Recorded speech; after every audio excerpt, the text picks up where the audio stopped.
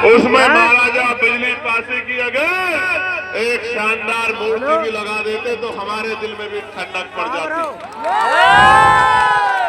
अगर लखनऊ के बसाने वाले महाराजा लाखन पासी की मूर्ति लगा देते तो हमारे कलेजे में भी ठंडक पड़ जाती।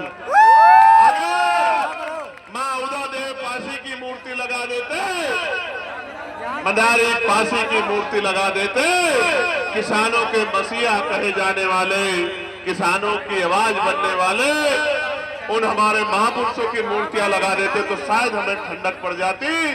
लेकिन हमारा पेट तो सिर्फ बातों में भरा जा रहा है और ये आज से नहीं हो रहा है मेरे लोगों, ये आजादी से पहले भी और आजादी के आज बाद भी लंबे समय से बातों से पेट भरा जा रहा। प्यारे साथियों, आप जाकर देखो गांव देहात में आज भी अगर मकान पक्का बन गया है तो प्लास्टर मेरे लोग नहीं करा पाए। ये वो लोग हैं जो राजा महाराजा की जो शास्त्रों की संतानें हैं और आज इस आजाद भारत में गुलामी का जीवन जीने के लिए मजबूर हो रखी है क्योंकि राजकाज में इनकी हिस्सेदारी नहीं है। प्यारे साथियों, जब 12वीं शताब्दी में आपका झंडा डंडा इतना बुलंद था तो आज आप इस देश में राजकाज जाने के बाद जुल्म जाति के शिकार इस देश में हो रहे हो। हम लोग उत्तर प्रदेश में हैं और उत्तर प्रदेश में किस तरह का अन्याय कमजोर वर्गों के लोगों को सहना पड़ रहा है आपसे छिपा हुआ नहीं। आज यहाँ बहुजन समाज का ये जो बड़ा सा जन समूह इकट्ठा हुआ है, ये दलित, पिछड़े, मुसलमान, आदिवासी, जैन, बौद्ध, ईसाई, अल्पसंख्यक समाज के लोग, ईसाई समाज के लोग बड़े पैमाने पे इकट्ठा हुए। सबके मन में चाहत है कि गुलामी के दिन खत्म होने चाहिए। मैं एक बात आपको बताना चाहता हूं, इस देश में कौन हमारा अपना है, कौन पराया है, किसने हमें क्या दिया है और किसने किसकी वजह से हमें गुलामियों की बेड़ियां सहनी पड़ी है। जब तक मेरा नौजवान नहीं जानेगा तब तक बात आगे नहीं बढ़ेगी। आप याद करो और मैं जो बात कह रहा हूं आप इसको चेक कर लेना। मैंने पार्लियामेंट में बात कही थी कि हमें जो भी अधिकार मिले हैं वो मांगने से नहीं मिले मेरे लोगों। उन अधिकारों को हमारे महापुरुषों ने अपने 4-4 बच्चों का बलिदान देके छीनने का काम किया, लड़ के लेने का। मैं इसका एक उदाहरण बताता हूँ, बाकी उदाहरण आपको किताबों में पढ़ने हैं। मैं आपके याद दिलाना चाहता हूँ कि जब भारत गुलाम था तो गुलाम भारत में 1919 से पहले 3% लोग वोट करते थे। कितने परसेंट लोग? जोर से बताओ, जोर से बताओ। 3% लोग।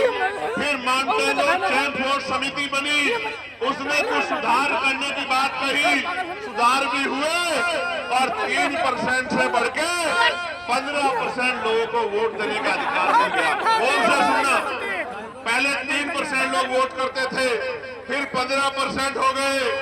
3 के बाद जो सुधार हुआ उस सुधार में यह तय हुआ कि जिनके पास बहुत धन है उनको भी वोट का अधिकार मिलना चाहिए, जिनके पास जमीनें हैं, जमींदार हैं, उनको भी वोट का अधिकार मिलना चाहिए, जिनके पास जो टैक्स पेयर है, व्यापारी है, बिजनेसमैन है, उनको भी वोट का अधिकार मिलना चाहिए, जो बहुत पढ़े लिखे हैं उनको भी वोट का अधिकार मिलना चाहिए और जो राजा महाराजाओं के परिवार से आते हैं उनकी पीढ़ियों को भी वोट का अधिकार मिलना चाहिए।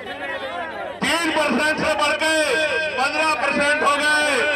15% लोगों में आपको जानना चाहिए एक भी दलित, पिछड़ा, आदिवासी और कमजोर वर्ग, गरीब समाज का व्यक्ति नहीं था। मैं बताना चाहता हूं, मीडिया के लोग मुझे सुन रहे हैं, हालांकि दिखाना तो आपको वही है जो आप दिखाना चाहते हैं। मैं कोई ऐसी बात कह दूंगा तो आप कहेंगे चंद्रशेखर ने ऐसी बात कह दी, मगर मैं आज कहूंगा तो जरूर आप सुन लेना और सुना देना। मैं आपको बताना चाहता हूं, मैं इतिहास की बात कर रहा हूं, मैं इतिहास का स्टूडेंट हूं, मैं वकील हूं। 15% लोगों में देश को जानना चाहिए एक भी दलित, पिछड़ा, आदिवासी नहीं था। कौन थे? सामान्य जाति के लोग। कौन थे? सामान्य जाति के लोग कौन थे? सामान्य जाति के लोग, और सामान्य में भी जो गरीब सामान्य थे वो भी नहीं थे। कौन थे? जो मजबूत, ताकतवर, पैसे वाले, संपन्न सामान्य जाति के लोग थे। वही वोट का काम इस देश में करते थे, वही वोट का काम इस देश में करते थे, और उन्हीं के द्वारा सरकारें अंग्रेजों के राज में चुनी जाती थी। मैं आपको एक और जानकारी देना चाहता हूं। मेरी माए बहनें बहुत बड़ी पैमाने पे आई हैं अपने बच्चों को आशीर्वाद देने। मैं आपको बताना चाहता हूं, एक भी महिला को किसी भी जाति, किसी भी धर्म की हो, वोट डालने का अधिकार भारत में नहीं था। ये वोट का अधिकार कैसे मिला, किसने दिलाया? ये वोट का अधिकार 1919 के बाद बाबा साहब अम्बेडकर ने इस पर निष्कानी सभा बना के और मेमोरेंडम दिया, और उस मेमोरेंडम की जांच करने साइमन कमीशन आया, और साइमन कमीशन की रिपोर्ट के आधार पे गोलमेज कॉन्फ्रेंस हुआ, और उस गोलमेज कॉन्फ्रेंस में बाबा साहब अम्बेडकर ने आपको, मुझे और मेरे जैसे करोड़ों लोगों को वोट का अधिकार दिलाने का काम किया। देश की हर महिला को वोट का अधिकार दिलाने का। इसलिए समझो, ये वोट हमें मांगने से नहीं मिली मेरे लोगों, मेरे भाइयों, मेरे बड़े अभिभावकों, मेरी माँ, मेरी बच्चियों, मेरी बहनों, मेरी दादियों, चाचियों, ये वोट का अधिकार बाबा साहब अम्बेडकर के 4 बच्चों की कुर्बानियों से मिला है। मेरी बात को आप याद रखना। और आज SIR के जरिए मुख्यमंत्री ने कहा 4 करोड़ वोट कट गए हैं, और अब जब SIR का आंकड़ा आया तो 2 करोड़ 89 लाख लोगों का वोट कट गया। 2 करोड़ 89 लाख लोगों का वोट कट गया। मैं ये पूछना चाहता हूं कि अगर 4 करोड़ वोट की बात मुख्यमंत्री ने कही, तो मुख्यमंत्री ने झूठ बोल के प्रदेश को गुमराह क्यों किया कि 4 करोड़ वोट कट गए? और अगर 4 करोड़ वोट कटे थे, तो ये 1.25 करोड़ वोट किसके हैं जो बढ़ाए गए हैं चुपचाप पिछले दरवाजे से? इसका जवाब उत्तर प्रदेश की सरकार को देना चाहिए। प्यारे साथियों, ये वोट का अधिकार है तो आपकी गलियों में बड़े बड़े महले वाले, बड़ी बड़ी गाड़ियों वाले, बड़े हेलीकॉप्टर वाले, बड़े बड़े कुर्तों वाले, जिनको आपसे बदबू आती है तो वो आपके भी मोहल्लों में आ जाते हैं, आपकी गलियों में आ जाती है। जहाँ गाड़ियां नहीं जाती, जहाँ मोटरसाइकिल नहीं जाती, जहाँ कीचड़ है, जहाँ सड़क भी नहीं, जहाँ रेत है, गारा है, वहाँ जहाँ हमारे लोग पैर को ऊपर, पजामा ऊपर करके निकलते हैं, वहां भी लोग आते हैं चुनाव के समय, क्योंकि बाबा साहब अम्बेडकर ने आपको वोट का अधिकार दिलाया। इसलिए वोट का अधिकार आपसे चला गया, कोई गरीबों की बस्ती में नहीं आएगा। मेरी बात को आप याद रखना। अभी बांग्लादेश में दीपू दास की पीट पीट के हत्या कर दी जला के। मीडिया के लोगों ने बड़ा हल्ला मचाया, मुझसे भी कई मीडिया के लोगों ने कहा, मैंने उस पर अपनी बात भी रखी।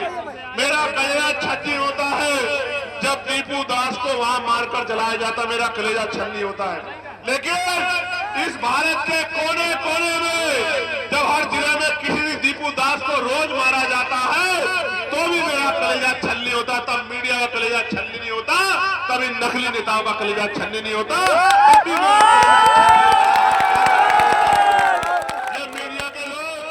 सरकार के लोग क्या जानेंगे मेरे दर्द को, जब राजस्थान में मटकी छूने पे इंद्र मेघवाल को मारा जाता है, जब मूछे रखने पे जितेंद्र मेघवाल को मारा जाता है, जब ओम प्रकाश रैगर फांसी लगा लेता है, जब पूरे प्रदेश में, उत्तर प्रदेश में मेरी बच्चियों को नोचा जाता है, उनके कपड़े फाड़े जाते हैं, तो मेरा कलेजा छल्ली होता है।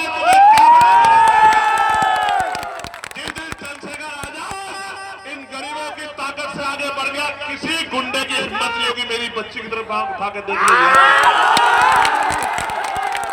अभी तो मौसम बदल रहा है, अभी मौसम बदल रहा है, तो ये मुझसे कहते हैं हम बोलते नहीं, बोलते नहीं, मैं तो रोज बोलता।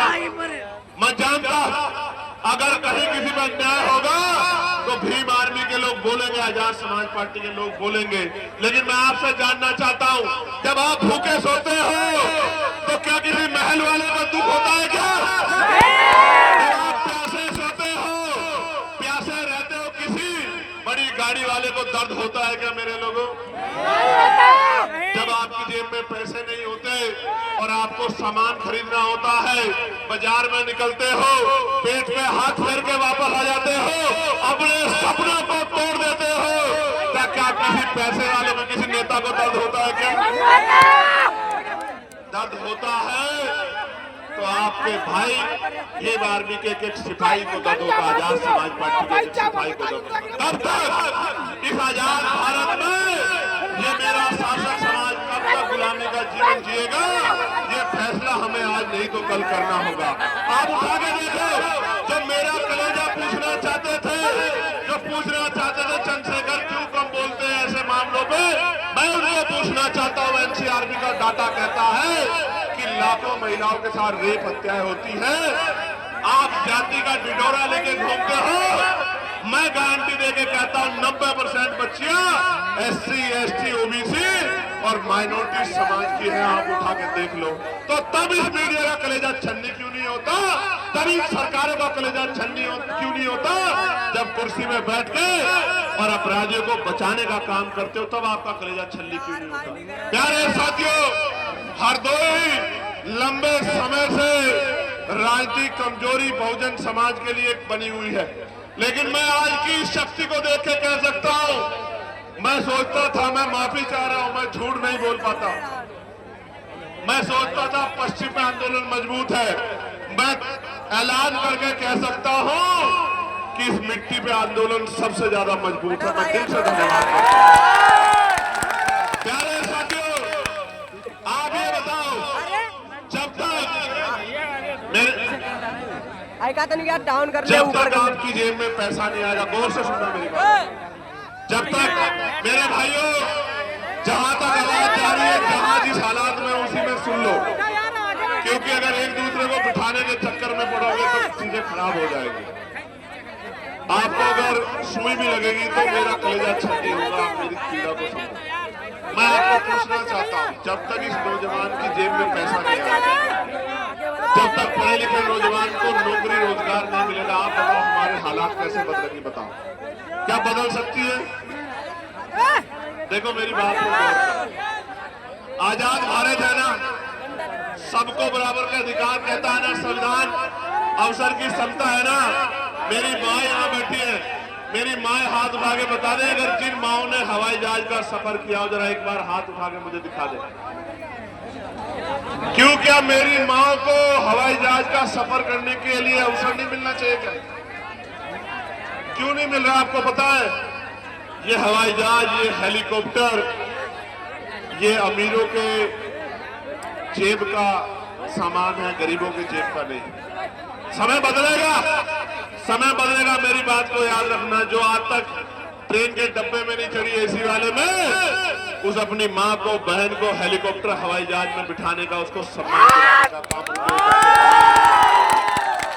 लेकिन मैं पहली बार नौजवानों से कर रहा हूं, मैं नौजवानों से पूछना चाहता हूं, जब धीरे धीरे आरक्षण खत्म हो जाएगा, सरकारी नौकरियां खत्म हो जाएगी, तो आरक्षण स्वतः खत्म हो जाएगा, तो इस देश में जहां इतनी गैर बराबरी जाति धर्म के नाम पे, तो आप गरीबों को कुर्सी पे कौन बैठने देगा?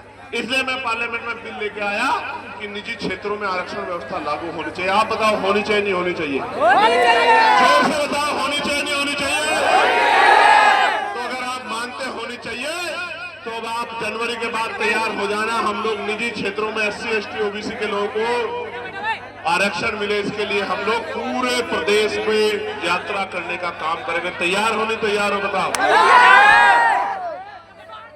और सुनो, जितना बैकलॉग बाकी है उसको हम लोग भरवाने का काम करेंगे। मेरी बात को आप याद रखना। जब राजकाज बनेगा, बड़े बड़े हाईवे बनते हैं, बड़े बड़े मॉल बनते हैं, जमीन अधिग्रहण की जाती है, मैं आपको विश्वास दिला के कहना चाहता हूं, जैसे आज की सरकार ने बिहार में 1 रुपया लीज पे 100 साल के लिए 1 एकड़ जमीन और हजारों एकड़ जमीन अडानी साहब को देने का काम किया है, तो मेरे अडानी तो आप ही हो। मैं आपको विश्वास दिलाता हूं, राजकाज बनेगा, जिस गरीब पे जमीन नहीं है उसको हम लोग एक्वायर करके जमीन दिलाने का काम करेंगे। मेरी बात को आप याद रखें। यानी कि हर परिवार को रोजगार से जोड़ने का काम करेंगे। मैं तो पार्लियामेंट में आशा बहनों की वेतन वृद्धि, आंगनबाड़ी बहनों की वेतन वृद्धि, भोजन माताओं की वेतन वृद्धि, शिक्षा मित्रों की वेतन वृद्धि, अनुदेशकों की वेतन वृद्धि, पीआरडी के जवानों की वेतन वृद्धि, होमगार्ड भाइयों की वेतन वृद्धि, पंचायत सहायकों की वेतन वृद्धि, चौकीदार भाइयों की वेतन वृद्धि